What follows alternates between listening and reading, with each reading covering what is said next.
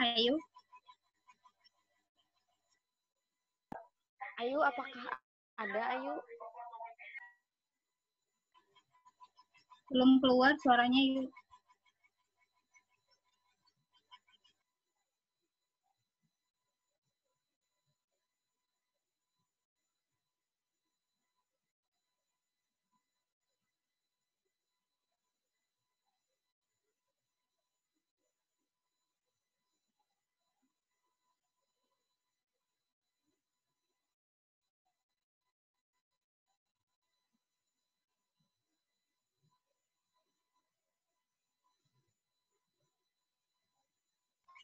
Ayu.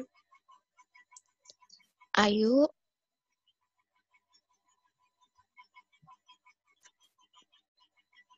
Ayu.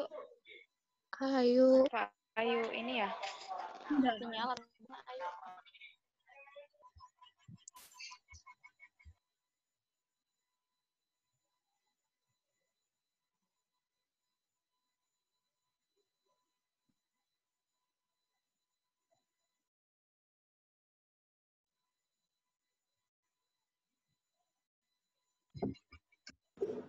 Ayu.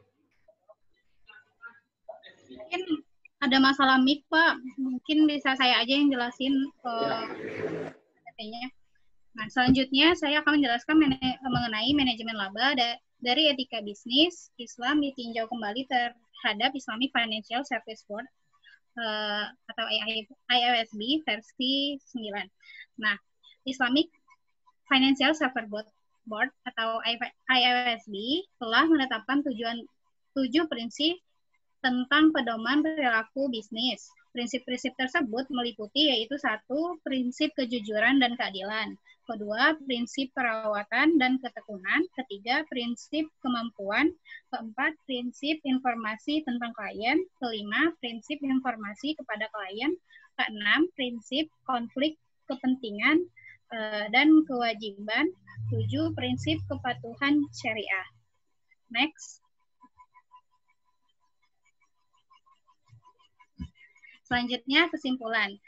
Nah, berdasarkan hasil review jurnal kami, adapun kesimpulannya yaitu dasar utama seorang muslim menjalankan bisnis adalah bentuk ibadahnya kepada Tuhan. Dalam praktik manajemen laba, terdapat motif seseorang manajer dalam mengambil keuntungan pribadi dengan memanfaatkan laporan keuangan manajemen.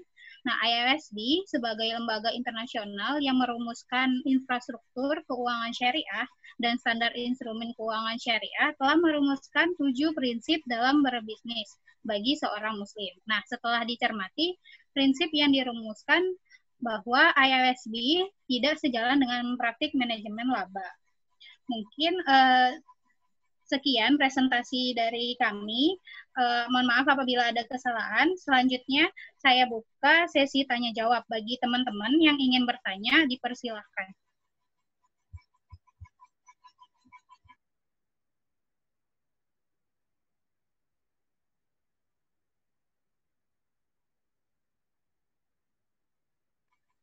Ada teman-teman, apakah ada yang ingin bertanya? Ya, silakan tanya. Ada penanggap nggak? Kelompok penanggap nggak ada ya? Ini ada penanggap. Enggak ada, Pak. Silakan yang bertanya. Izin bertanya. Iya, kepada Farhan dipersilakan.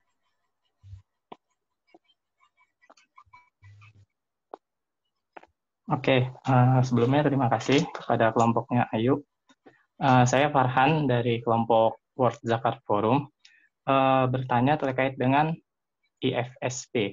Kan kalau misalkan IFSB itu kan, kalau penangkapan tadi yang dijelaskan itu seperti lembaga, kalau di Indonesia itu seperti OJK ya, lembaga yang mengatur terkait dengan regulasi industri keuangan syariah.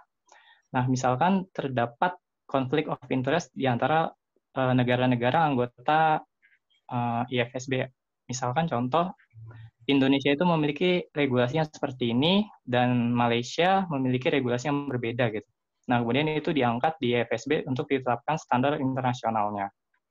Nah, kalau misalkan di IFSB itu sendiri ketika membicarakan atau membahas terkait dengan standar internasional itu, apakah misalkan negara seperti Malaysia yang kontribusinya terhadap perekonomian syariah secara global itu memiliki dominasi yang lebih atau tidak gitu, atau setiap negara itu memiliki hak yang sama gitu, atau memiliki suara yang sama gitu, atau seperti apa dalam mekanismenya ketika terjadi konflik perbedaan regulasi di negara masing-masing. Seperti itu. Terima kasih. Oke, kepada Pak Han, terima kasih telah bertanya. Selanjutnya ada yang bertanya melalui chat ya pada Sofia. Sofi, saya bacakan aja. Nah, tadi ada dijelaskan tentang LOLR. Bolehkah dijelaskan lebih lanjut terkait itu? Oke, makasih Sofi atas pertanyaannya. Pada teman-teman, 2 pertanyaan dulu ya. Kami akan mencari jawaban terlebih dahulu.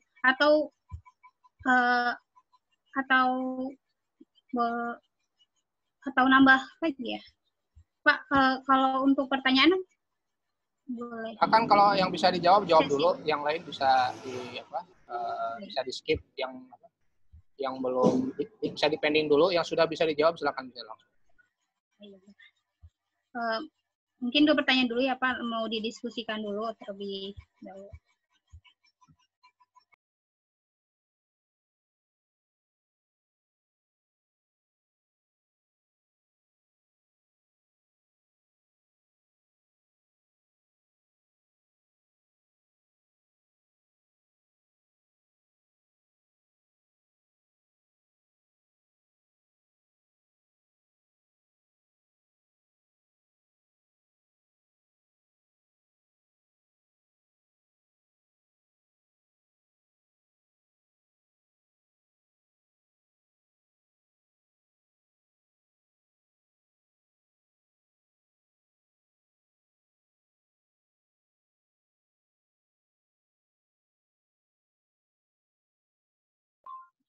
Ya, baik.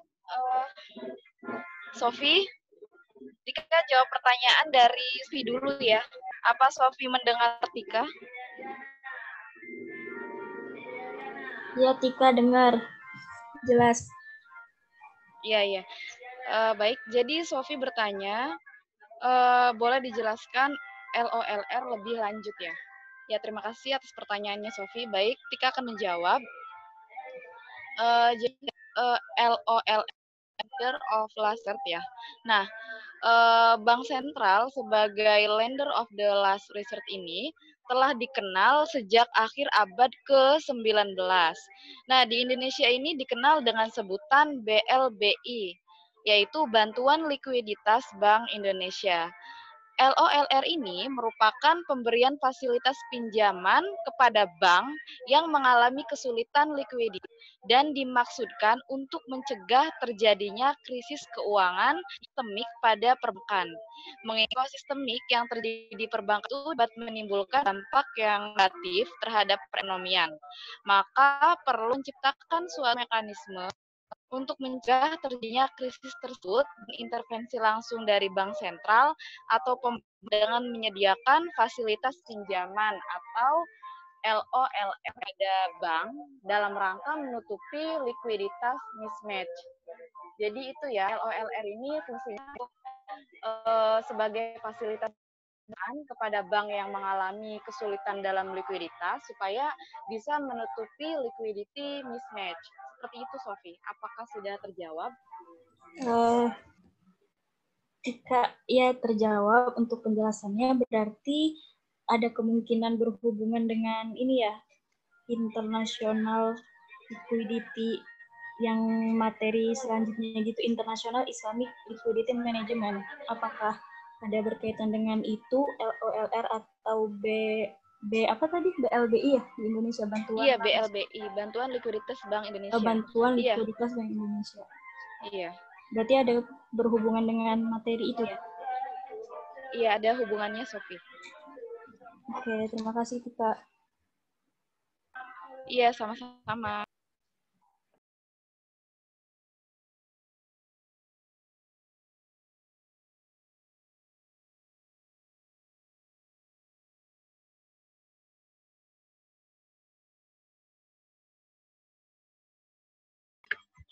Untuk jawaban Farhan sebentar ya, masih lagi dicari.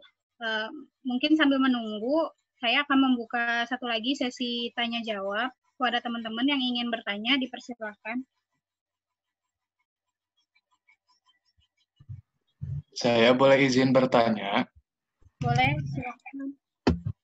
Ya, perkenalkan, nama saya Galih H541700076. Saya izin bertanya,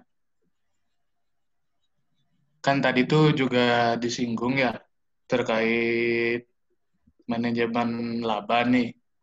Nah, sebenarnya manajemen laba itu tuh apa sih gitu? Ya, saya belum terlalu nangkap gitu. Mungkin bisa dijelaskan. Terima kasih. Sama-sama, terima kasih pada Gali yang telah bertanya.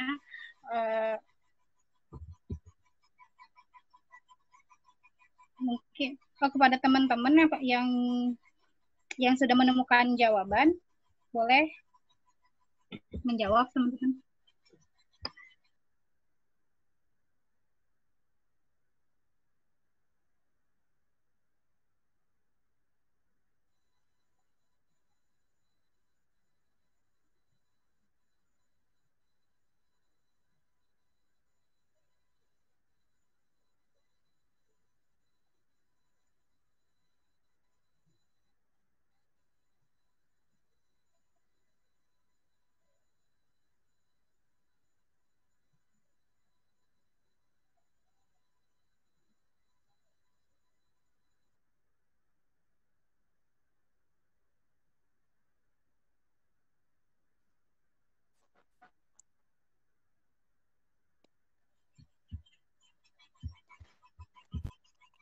Halo. Iya. Saya ingin menjawab pertanyaan dari Galih ya, Galih, tentang manajemen laba. Jadi manajemen laba itu adalah upaya manajer perusahaan untuk mengintervensi suatu atau mempengaruhi informasi dalam laporan keuangan dengan tujuan untuk mengelabuhi stakeholder yang ingin mengetahui kinerja dan kondisi perusahaan. Jadi, manajemen laba itu secara garis besar adalah memanipulasi laporan keuangan. Gitu. Apakah bisa diterima, Galih? Oke, terima kasih. Aman. Sama-sama.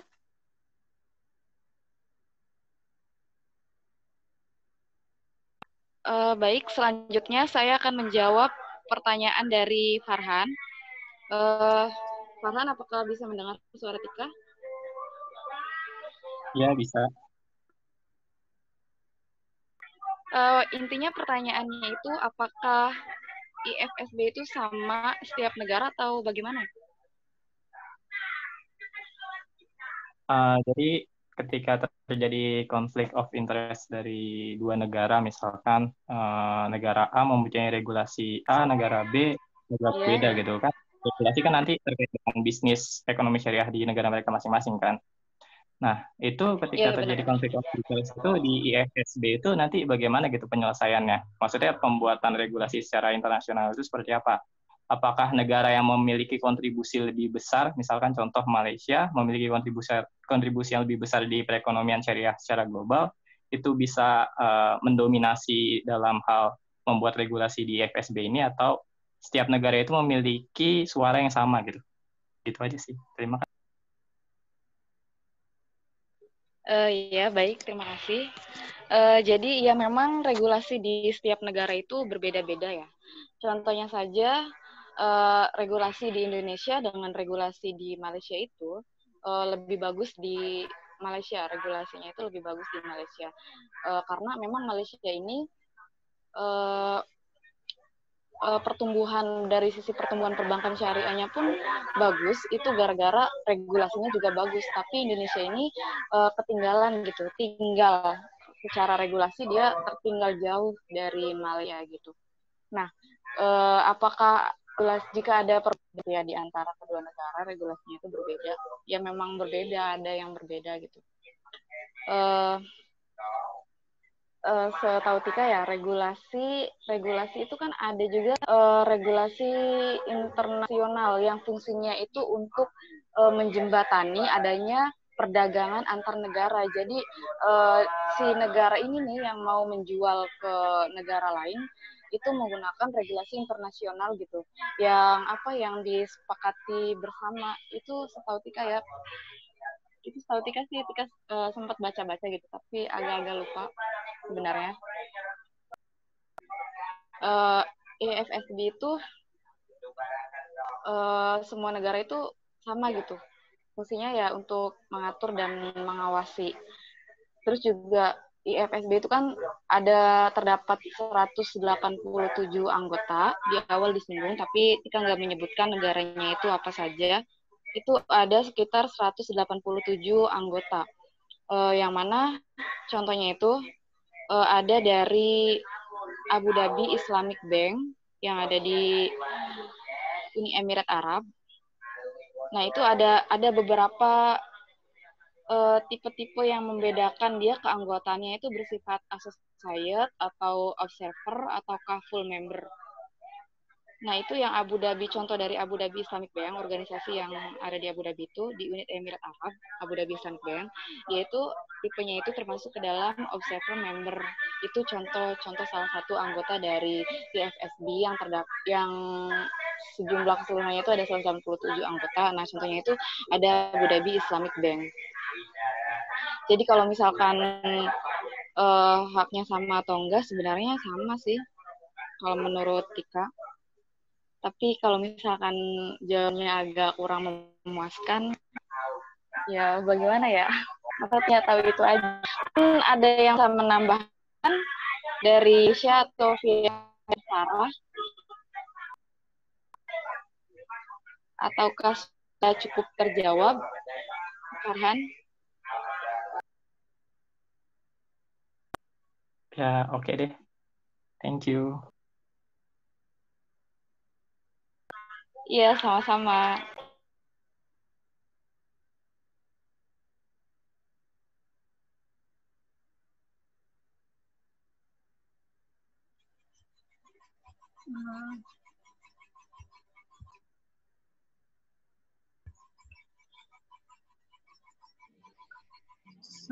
Oke, mungkin udah terjawab semua pertanyaannya. Pak, ini sebaiknya ditutup atau dibuka sesi pertanyaan lagi, Pak? Ada lagi pertanyaannya, silakan. Bagi teman-teman yang ingin bertanya, dipersilakan. Itu ada tuh Mariska. Ya, Mariska, boleh bertanya. Terima kasih atas kesempatannya. Sebelumnya suaranya kedengeran nggak? Kedengeran, Mariska. Oke, jadi izin bertanya. Tadi sempat dijelaskan mengenai BIS atau Bank for International Settlement. Nah, saya mau bertanya, apakah ada aktivitas yang lain yang dilakukan oleh BIS ini? Itu aja. Terima kasih. Iya, sama-sama. Ditampung dulu ya. Mungkin kepada teman yang ingin bertanya lagi, boleh.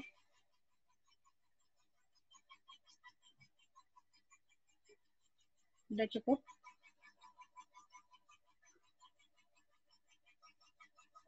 Oke. Iya, kepada teman-teman, apakah masih ada yang ingin bertanya?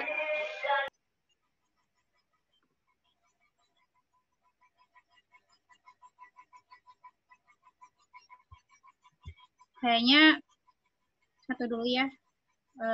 Kami akan mencari terlebih dahulu. Mungkin apabila ada yang ingin bertanya tiba-tiba boleh langsung bertanya.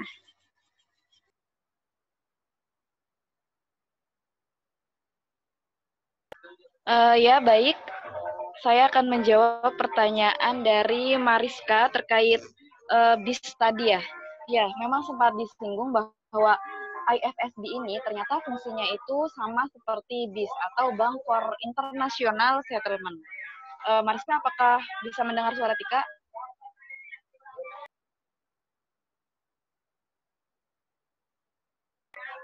Cek, Mariska.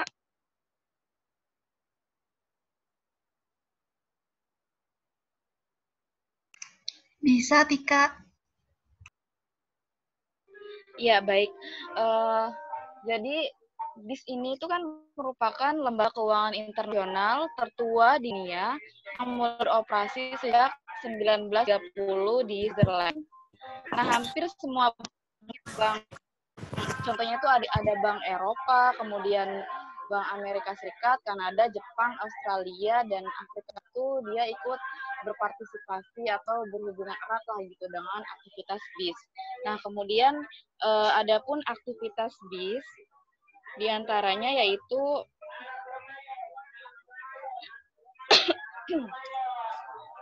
yang pertama ada membantu bank-bank sentral dalam investasi cadangan moneter. Kemudian aktivitas kedua, dia menyediakan forum kerjasama moneter internasional.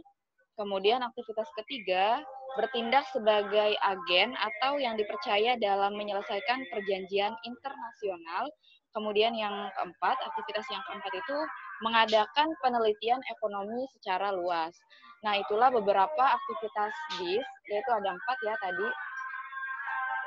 Apakah sudah jelas, Mariska? Atau mau diulangi? Sudah jelas sih, Kak. Terima kasih.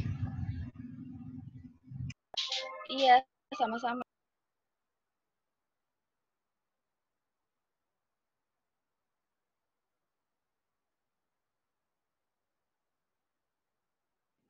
Ada lagi pertanyaan? Buat teman-teman, apakah tidak ada yang bertanya lagi?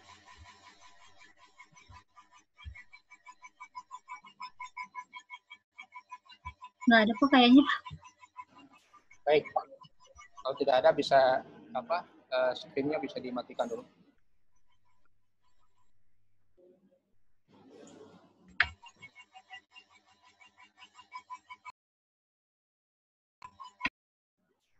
Baik, terima kasih ya kepada kelompok Tri Ayu Nengtyas dan kawan-kawan atas presentasinya terkait IFSB ya, Islamic Financial Services Board ya. Ini services board ya, bukan hanya service board. Artinya yang finansialnya bukan hanya bank ya, tapi bank, lembaga keuangan lainnya ya. Termasuk di sini ada capital market ya. Capital market. Jadi IFSB ini hanya sifatnya koordinasi ya, di independen ya. Sifatnya independen, tidak mempengaruhi apalagi keputusan bank sentral. Jadi ujungnya itu hanya rekomendasi. Ya, rekomendasi dari mana? Tentu dari pembelajaran-pembelajaran yang sudah dilakukan di zaman yang sudah ditangkap, yang sudah di-capture daripada pengalaman-pengalaman terkait Islamic Financial Services sebelumnya. Jadi IFSB itu hampir tiap tahun ya mengadakan diskusi apa sih challenge ya, apa sih tantangan, bahkan bisa juga peluang ya terkait standar-standar regulasi yang harus ada gitu ya secara internasional. Terus pembelajaran apa yang bisa ditangkap di masing-masing negara untuk didiskusikan kemudian ya, untuk didiskusikan sehingga bisa dijadikan pembelajaran, bahkan bukan hanya pembelajaran tapi rekomendasi untuk kebijakan kebijakan terkait industri keuangan negara masing-masing. Itu intinya ya. Jadi kita harus bedakan juga IFSB itu hanya organisasi yang sifatnya independen, non-profit ya. Jadi bukan bank sentral negara Islam juga bukan ya. Jadi IFSB itu hanya sifatnya menentukan standar-standar ya terkait regulasi-regulasi dan juga supervisi ya. Jadi, kalau regulasi kan berarti bisa bank sentral, kalau supervisi bisa mungkin kalau terkait di lembaga keuangan berarti OJK di Indonesia ya. Kalau dulu sih BI ya yang masuk sebagai pendirinya ya. Dan juga bukan hanya bank tapi juga untuk lembaga keuangan yang lain ya. Nah, ini sifatnya worldwide ya. Jadi secara internasional ya. Membership-nya sekarang sudah lebih dari 180 ya. Tadi 187 yang terakhir ya. Jadi hampir dan ini bukan berarti jumlah negaranya, karena bisa jadi satu negara itu bisa tergantung ya. Kalau misalnya secara makroprudensialnya adalah bank sentral, terus mikroprudensialnya misalnya adalah OJK, mirip-mirip OJK ya bisa. Jadi bisa lebih dari satu negara itu bisa lebih dari satu perwakilan. Kan tadi disebut ada yang membership full, ada membership bahkan membership pengamat ya, tidak full juga ada pengamat. Jadi itulah tugasnya IFSB ya, IFSB. Jadi standard setting body ya, standar setting body. Jadi hanya menentukan standar saja ya, bukan standar. Masalah dipakai tidak dipakainya ya berarti ya itu terserah kebijakan dari negara yang bersangkutan, negara masing-masing ya. Tujuannya apa sih? Tentu saja kalau kita tahu ya, namanya ekonomi bahkan keuangan ya. Namanya keuangan itu kan berarti satu sektor yang the most regulated sector ya. Jadi uang itu kan transaksinya mudah ya. Setiap transaksi ada perpindahan, kalau barang juga ada regulasinya. Misalnya perpindahan barang antar negara, namanya kan ekspor import ya. Itu ada regulasinya kan, ada regulasi ada kuota, ada tarif ekspor, tarif import. Uang lebih susah lagi karena kan kalau uang ini kan gampang ya pindahnya, sehingga keuangan itu dan sektor keuangan itu adalah the most regulated sector. Ya, karena apa? Kenapa the most regulated sector? Karena ini yang paling rawan gitu. Krisis itu biasanya terjadi awalnya yang kena itu adalah sektor keuangan, ya. Jadi kalau terjadi krisis moneter ya orang-orang di sektor keuangan tuh yang paling kena. Ya, sementara petani yang ada hidup di desa gak dapat krisis ya, dapat krisis ini belakangan karena saya masih bisa makan. Orang yang bekerja di sektor keuangan bisa seketika selesai gitu ya. Nah itu tujuan satu ya, tujuannya bagaimana terjadi pertumbuhan ya, pertumbuhan sektor finansial yang ujungnya nanti pertumbuhan negara masing-masing. Bahkan pertumbuhannya itu adalah sustainable growth ya, atau sustained growth. Tumbuh yang terus bertumbuh. Jadi bukan hanya sesaat tumbuh lalu stagnan gitu ya. Yang kedua itu terkait stability ya, stability dari terutama ya stability sektor finansial ya. Jadi kan sektor finansial itu kenapa sih banyak aturannya? Karena tidak stable gitu kan, tidak stable. Uang itu gampang berpindah, bahkan bisa memperkaya seseorang seketika, bisa memiskinkan orang seketika gitu, atau negara entitas yang lain. Sehingga stability ini penting ya. Dan bukan hanya stability, kalau stability kan ukurannya varians ya, standar deviasi gitu ya. Nah, samping itu ada resiliency. Resiliency itu daya tahan, robustness kalau ini. Jadi kuat gitu ya, robust. Nah, itu penting. Makanya apa sih sebenarnya inspirasi ada IFSB ini? Tentu saja ya karena sudah ada aturan internasional ini ya, BIS ya, Bank for International Settlement, ada nanti Basel dan seterusnya untuk sektor finansialnya. Itu yang konvensional. Tetapi kalau dalam konteks Islamic Bank tentu saja harus ditambah dengan inspirasi dari syariah ya, inspirasi syariah. Sebenarnya terkait pertumbuhan, terkait stability, terkait resiliensi, syariah itu Islamic finance itu sebenarnya sudah ingin menuju ke situ semuanya. Ya, ingin menuju ke situ. Misalnya nih, saya share ya ke kalian ini sidang IFSB tahun 2005 ya. Tahun 2005 ini dari Pak bisa di-share. Ini contoh saja ya. Contoh.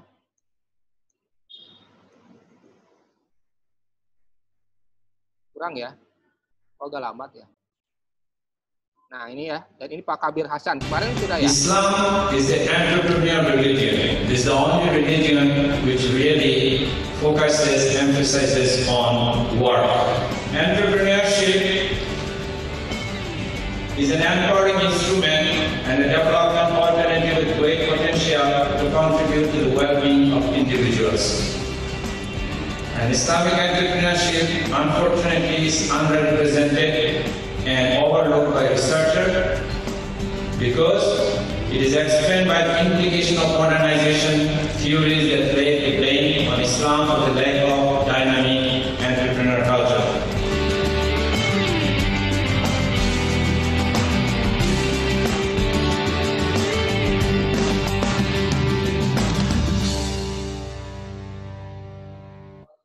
itu salah satunya ya. Jadi Pak Kabir,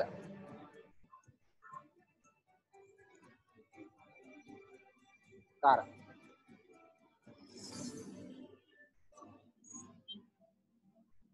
Jadi Pak Kabir itu mengingatkan kembali ya ke members of sidang FSB itu bahwa hati-hati loh, kita itu bank syariah itu adalah entrepreneurs ya, bukan hanya mengumpulkan uang lalu kemudian uang ini disalurkan lagi kepada ini. Jadi exposure-nya kan kalau hanya debt kontrak atau yang sifatnya hanya bahkan murabahah ya, itu relatif stability-nya kurang bagus. Tapi kalau entrepreneurs itu bank itu sebagai investment gitu ya, sebagai investor. Jadi exposure-nya kalau misalnya dengan risk profit and loss sharing ini kan exposure dari sisi akuntansi juga akan lebih kuat gitu ya. Makanya coba lihat neraca bank syariah itu kan di sisi liabilitasnya itu tidak semuanya liabilitas dari sisi debt kontrak ya. Tapi di situ ada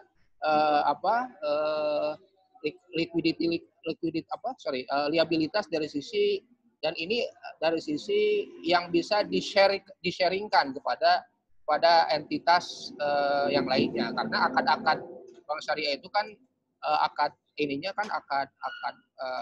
syirkah ya, dana syirkah ya itu ya, dana syirkah terikat gitu ya, DST ya. Jadi aset liabilitas itu dana syirkah. Nah, itu prinsip-prinsip yang kemudian ini diolah, digali, dan kemudian distandarkan dalam aturan-aturan atau guidance yang kemudian banyak dikeluarkan oleh IFSB ya, oleh IFSB.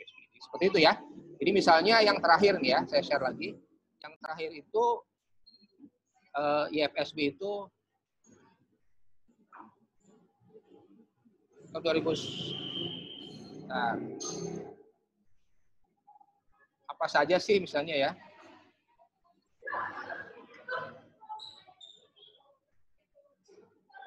Ini tahun 2019 ya.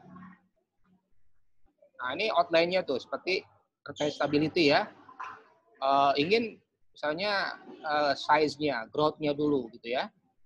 Development-nya dulu. Lalu setelah itu membicarakan impact-nya ya. Impact-nya seperti apa gitu ya. Setelah impact-nya baru assessment-nya. Ya, assessment terhadap resiliensi ya.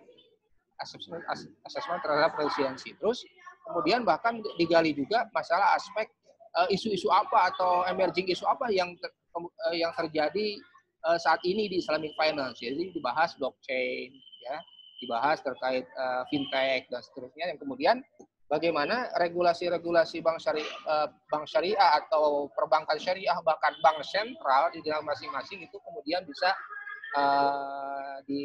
mengadaptasi hal tersebut ya. Bahkan ada sebenarnya tahun 2010 ya, IFSB report tahun 2020 mestinya ada COVID nih. Saya duga pasti sih ada COVID ya. Nah, ini sudah ada ya. IFSB report tahun 2020. Lihat ya saya ya. Nah, ini mestinya ada COVID di sini mestinya. Nah, ini ya. Stability report ya. Nah, ya ini ya. Jadi tetap membicarakan pertama development-nya, ya bagaimana growth-nya, sustain growth-nya, tuh ya. Yang kedua bagaimana sektor-sektornya, yang kemudian bukan hanya banking sektor tapi juga capital market ya. Baik itu capital market yang sifatnya diterbitkan oleh pemerintah atau equities ya, yang pasar saham ya. Nah, itu juga takaful juga masuk ke sini. Nah, setelah itu baru resiliensinya ya, resiliensi itu lihat dari mana? Tentu dari profitabilitasnya, likuiditasnya, ya, exposure-nya seperti apa yang tadi saya sebut, ya, exposure-nya seperti apa, aset quality-nya seperti apa, ya. Kalau aset quality bank konvensional kan hanya ya kadang-kadang tidak berkualitas kan. Kalau kita tanam di sini bisa jadi kan terjadi goncangan gitu kan, kita ambil risikonya juga. Tapi kalau bank syariah kan sebenarnya dibagi-bagi risikonya, gitu ya. Jadi kualitas asetnya juga bagus, ya. Terus bagaimana? Nah, di sini ada COVID ya. Ada COVID dan impact-nya, gitu kan? Pasti. Jadi IFSB ini adalah satu lembaga yang terus meramu ya, terus menangkap dinamika-dinamika yang berkembang dalam terkait Islamic Finance dan bagaimana regulator kemudian menangkap itu dan saling belajar lalu kemudian distandarkan dalam aturan-aturan tertentu. Ujungnya hanya rekomendasi ya, ujungnya hanya rekomendasi. Dan tadi terkait misalnya bagaimana Malaysia, tidak ada urusan itu. Itu kan perdebatan ilmiah saja dan juga pembelajaran-pembelajaran yang terjadi. Kemudian rekomendasi itu terserah mau dijalankan atau tidak gitu ya. Jadi ujungnya hanya rekomendasi ya. Ujungnya hanya sampai sana. Ya. Paham ya?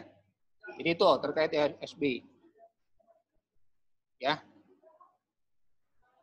Terus apa lagi yang perlu dibahas? Kayaknya cukup deh ya. Putus suara saya. Kedengeran nggak sekarang? Halo? Terdengar, Pak. Tadi sempat putus ya? Kalau di saya... Iya, tadi sempat terputus-putus, Pak. Oh, oke, sorry. Jadi intinya itu ya, yang tadi Farhan itu nggak ada voting-votingan, nggak ada. Ini karena bukan lembaga yang sifatnya ordinatif subordinatif, hanya sifatnya macam bukan arisan juga sih. Bisa standar ini silahkan diterapkan, direkomendasikan untuk diterapkan. Adapun standar yang kemudian bisa diterapkan masing-masingnya itu regulasi masing-masing bank sentral. Misalnya Bank Sentral Indonesia dengan menangkap pembelajaran di IFSB ini kayaknya penting juga nih diterapkan seperti ini, pembelajaran dari negara yang lain. Nah, regulasinya dari level domestik ke masing-masing lembaga keuangan tersebut atau sistem keuangan tersebut. Jadi regulasinya tetap dari masing-masing otoritas di negara yang bersangkutan. Itu ya.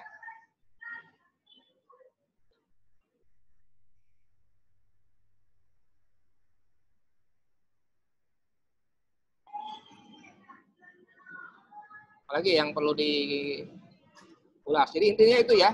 Jadi Islam itu sangat menjunjung tinggi pertumbuhan ya, tapi pertumbuhan yang berkualitas dan sustain ya. Dan sustain ini bahkan harus juga di-cover oleh resiliensi. Nah, terkait financial services ini, nah IFSB itulah yang kemudian mengadakan banyak sekali pertemuan-pertemuan, forum-forum pembelajaran yang kemudian disusun standar yang ya mungkin bagi negara Malaysia itu sudah advance ya.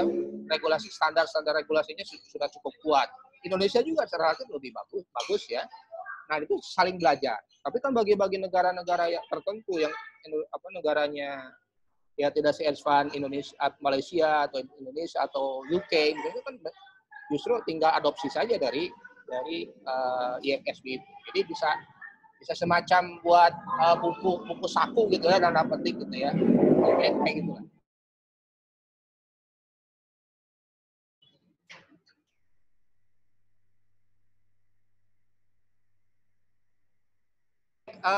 Ada yang perlu didiskusikan lagi? Silakan kalau ada, silakan bisa kita diskusikan.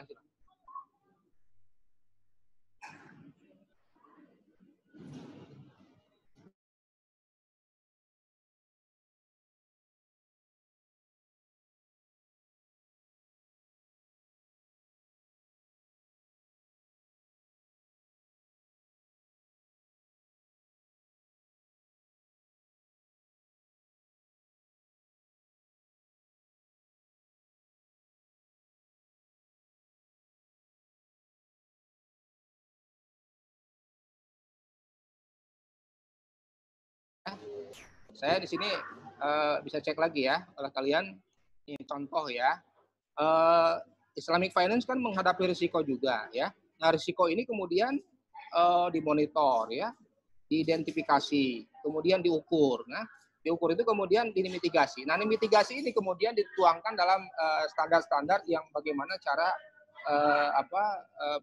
standar-standar itu kemudian diadopsi ya, direkomendasikan kepada Islamic Financial Authority di negaranya masing-masing ya.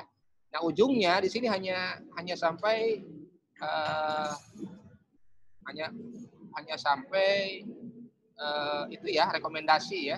Hanya sampai rekomendasi. Ya, untuk semua akad ya. Semua akad. Nah, ya. Jadi ini bahwa itu hanya and recommended for adoption ya. Jadi untuk diadopsi ya silakan, diadopsi atau tidak silakan. Ini hanya rekomendasi. Jelas ya?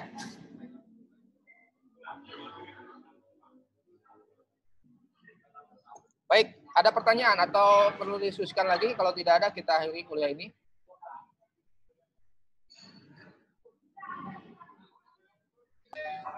Sudah cukup jelas, Pak.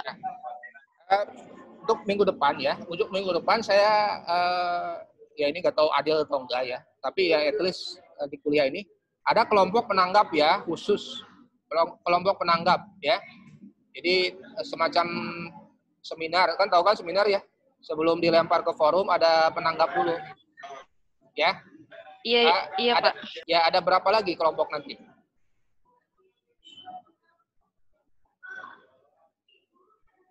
Enam lagi berarti ya? Iya, 6 lagi, Pak. Nah, nanti silahkan tuh penanggapnya siapa. Saya nggak bisa atur juga. Bisa ya, yang 6 itu yang 3 presentasi, yang 3 lagi penanggap ya. Yang lain presentasi berarti ya saling menggantikan lah ya. Untuk minggu depan biar supaya lebih ada fokus lah di antara yang lain sudah membaca duluan. Dan kelompok penanggap ini harus di-share duluan ya, harus di-share terlebih dahulu materinya oleh kelompok yang presentasi ya. Saya rasa cukup jelas ya. Izin bertanya Pak. Silakan. Itu untuk kelompok penanggap itu nentuinnya gimana ya Pak? Yang menanggapi aja. Yang menanggapi biasanya gini, bagus ya. Sampai hal-hal teknis ya, misalnya gini. Ya presentasinya bagus, tapi alangkah bagus misalnya ditambah, kalau lebih bagus lagi ditambah misalnya kayak tadi misalnya terkait jurnalnya, mungkin ada jurnal yang lain yang bisa dijadikan rujukan, misalnya jurnal ini ya terkait tadi ada pertanyaan apa sih, laba kan, ujung-ujungnya laba kan apa hubungannya dengan IFSB gitu ya, ternyata kan inspirasi saya juga nggak tahu tuh dari mana jurnal ujung-ujung ada laba ya, ujung di seminar itu ya. Jadi intinya sih ya sampai ke sana juga sebenarnya FSB itu ya. Jadi bank syariah itu perbankan itu harus bisa meminimalisasi exposure-nya ya. Sekarang tuh banyak tuh pelatihan manajemen risiko ya. Manajemen risiko ya, risk mitigation ya. Jadi risiko itu sebenarnya bisa diidentifikasi dari awal. Kalian tahu nggak? Misalnya tabel risk mitigation. Jadi kalau ada risk A, ya maka mitigasinya adalah ini. Kalau B, risk mitigasinya ini. C, mitigasinya ini. Jadi sudah ditentukan dari awal. Kalau ada hal seperti ini, maka ini adalah solusinya. Ini adalah solusinya. Jadi sudah ada guidance dari awal. Nah, itu FSB itu seperti itu sebenarnya. Jadi kalau masalahnya di sektor, masalahnya di regulasi, tentu jawabannya dari regulasi. Kalau masalahnya di hal teknis, itu jangan sampai masuk ke regulasi yang bisa berdampak trade-off bagi yang lain. Itu misalnya ya, risk mitigation itu. Nah, penanggap itu menanggapi saja sebenarnya dari sisi teknis, ya. Dari sisi teknis juga dari sisi substansinya juga boleh ya, tapi itu sebelum dibuka ke forum ya, menanggapi dari presentasinya ya. Jelas ya, kalian sudah biasa ikut seminar kan? Jadi belajar kalian jadi seminar ya. Boleh, coba siapa sekarang kelompoknya? Siapa saja? Kelompok berapa nanti?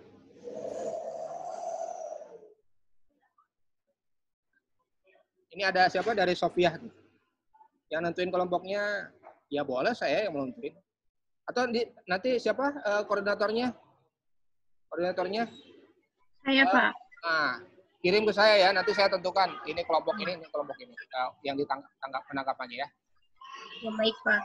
Ya, mungkin ini saya juga masih di jalan ini, mungkin berisik juga ini di jalan. Jadi kita kuliahnya kita cukupkan sampai di sini. Mudah-mudahan bisa menambah wawasan kita terkait IFSB ini. Ternyata bank syariah atau bank Indonesia juga OJK ya yang mengatur keuangan syariah itu punya teman di dunia internasional.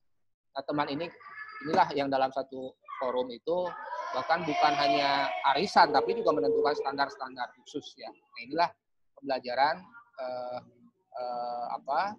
pembelajaran buat kita semua. Bahkan bagi kita sisi akademik itu bisa dicontoh juga standar-standar aturan